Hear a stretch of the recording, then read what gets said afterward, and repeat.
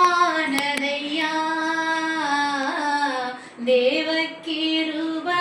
தேவக்கிருபையினாலே என் தேகம் குளிர்ந்ததையா உம் தூய அன்பினாலே என் துயரம் மறைந்ததையா தேவக்கிருபையினாலே என் தேகம் குளிர்ந்ததையா உம் தூய அன்பினாலே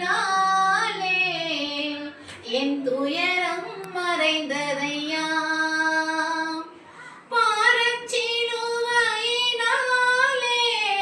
என் பாவம் மறைந்ததையா உம் வல்ல செயல்களினாலே என் வாழ்க்கை